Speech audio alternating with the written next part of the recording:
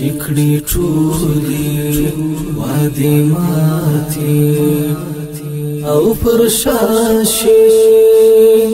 اخر ولي سړی دومره بې وفا شي سړی ولي د چا زړه دغسې مات کړي چې علاج یې نه په دم نه په دوا شي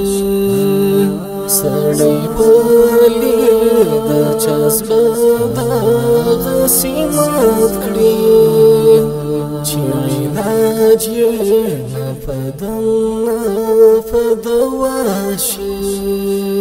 چکړي ټولي وادي ماتي او پرشاشي